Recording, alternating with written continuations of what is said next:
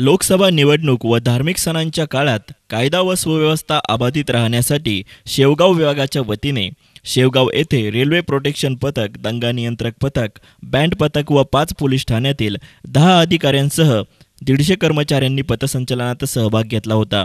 शहरातील आबासाहेब काकडे विद्यालयामधून शेवगाव विभागाच्या वतीने कायदा व सुव्यवस्था अबाधित राहण्यासाठी तसेच भयमुक्त वातावरणात निवडणुका व सण पार पाडण्यासाठी मंगळवारी सकाळी पथसंचलनाचे आयोजन करण्यात आले होते। मिरी मार्गे रस्ता, आंबेडकर चौक, क्रांती चौक, शिवाजी चौक, ब्राह्मण गल्ली, भगतसिंह चौक, मुख्य बाजारपेठे मार्गे मोची गल्लीतून पोलीस ठाण्यापर्यंत हे संचलन करण्यात आले। या संचलनामध्ये shotgun, bullet, rifle, gas gun, helmet, भाला, लाठी या हत्यारांसह कर्मचारी सहभागी झाले होते। या संचलनाबरोबरच बँड पथक असल्याने नागरिकांनी कुतूहलाने हे संचलन पाहण्यासाठी गर्दी केली होती।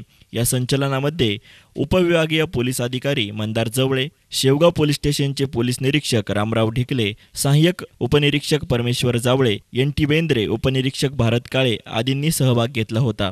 यावेळी उपविभागीय पोलीस अधिकारी जवळे म्हणाले की पोलीस अधीक्षक व अप्पर पोलीस अधीक्षक यांच्या मार्गदर्शनाखाली शेवगाव विभागामध्ये हे पथसंचलन दाखवण्यात आले। लोकसभा निवडणूक व धार्मिक सणांमध्ये नागरिकांनी कायदा व सुव्यवस्था अबाधित राहण्यासाठी पोलीस प्रशासनाला सहकार्य करावे असे आवाहनही करण्यात आले। या काळात गुन्हेगारी प्रवृत्तीच्या लोकांवर प्रतिबंधात्मक कारवाई करण्यात येणार आहे। News reporter Sandeep Dehadrai, S9 media, Shevgaon.